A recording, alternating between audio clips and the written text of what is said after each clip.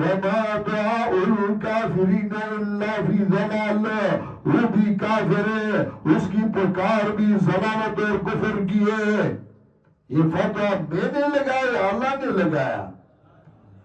اللہ فرماتے وما دعاء الكافرین الا فی ضلال، اور نہیں وما دعاء الكافرین الا فی ضلال، اور نہیں یہ پکار کافروں کی مگر محض گمراہی ہے.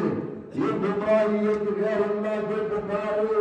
ہر پکاریت خدا پائے تو سب اس قدر دوستی خواہی دور شان دیتا. جو کچھ مانگتے ہیں اللہ سے مانگتے ہیں، غیر اللہ کے ہاتھ میں کچھ بھی نہیں ہے. ہر قربان غیر حق رائے کے سر اس در عالم ابو گمراہ کر، اور جو غیر اللہ کو پکارتا ہے اس سے زیادہ گمراہ دنیا میں کوئی نہیں ہوگا. یہ دلائل عقلیہ محض صغرا اور کبرا، یعنی یہ دلائل عقل سلیم کے مطابق ہے. سارے مانتے ہیں کہ آسمان دیتے دے خلق پیدا کرنے والا ہے اللہ، زمین کو پیدا کرنے والا ہے اللہ، سمندروں کو پیدا کرنے والا ہے اللہ، پھلوں کو پیدا کرنے والا ہے اللہ، ماں کے پیٹ میں بچے کو پیدا کرنے والا ہے اللہ. سارے مانتے ہیں. لہو دعوت الحق والذین یدعون من دونه لا یستجیبون لهم بشیء الا کباسط کفیہ الی الماء لیبلغ فاه الظمآن والغدال وما دعاء الکافرین الا فی ضلال.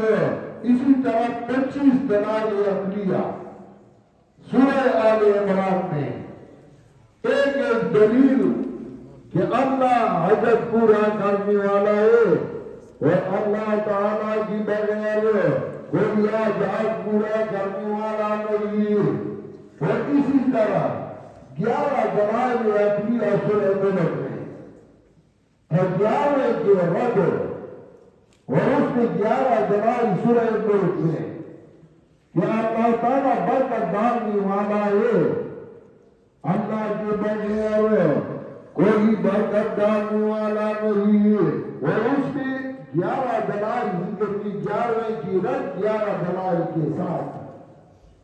اور پھر وجہ ذکر کیا کہ غیر اللہ کے نام پہ نظر نیاز دیتے ہیں، غیر اللہ کے نام پہ منت کمیٹی دیتے ہیں. کیوں؟ قرآن سی بولی ہے. قرآن کے بعد میں اس کا سبب ذکر کیا. كلما ألقي فيها فوج سألهم خزنتها لم يأتكم نذير. جب بھی ہٹانا جائے اللہ جہنم میں ان جہنمیوں میں سے ایک دو سألهم خزنتها، اور یاد کریں ان سے جہنم کی عبادت کرنے والے ألم يأتكم نذير، کیا نہیں آیا تمہارے پاس کوئی ڈرانے والا؟ نذیر کا اللہ کے امر بھی ہو سکتا ہے اور آدمر میں بھی ہو سکتا ہے. وَلَوْ إِنَا بِالْمُنذِرِينَ، جنات کے بارے میں اللہ نے فرمایا کیا تمہارے پاس کوئی معاہد عالم نہیں آیا تھا؟ تم سے بھی پوچھا جائے گا تمہارے پاس کوئی اشاعت ہی نہیں آیا تھا؟ اشاعت توحید و سننے والا نہیں آیا تھا؟ أَلَمْ يَأْتِكُمْ نَذِيرٌ قَالُوا بَلَىٰ قَدْ جَاءَنَا نَذِيرٌ. تمہارے پاس کوئی مذکر ہی نہیں آیا تھا جو قرآن سنایا تھا؟ أَلَمْ يَأْتِكُمْ نَذِيرٌ قَالُوا بَلَىٰ قَدْ جَاءَنَا نَذِيرٌ. کہیں گے یہ بے شک آئے گی ہمارے پاس ڈرانے والے، فَكَذَّبْنَا مگر ہم نے تکذیب کی. وَقُلْنَا مَا نَزَّلَ اللَّهُ مِن شَيْءٍ، ہم نے ان کی ان کو کہا مَا نَزَّلَ اللَّهُ مِن شَيْءٍ، نہیں بھیجی اللہ نے کوئی وحی، إِنْ أَنْتُمْ إِلَّا فِي ضَلَالٍ كَبِيرٍ، نہیں ہو تم مگر کلی بڑی گمراہی میں.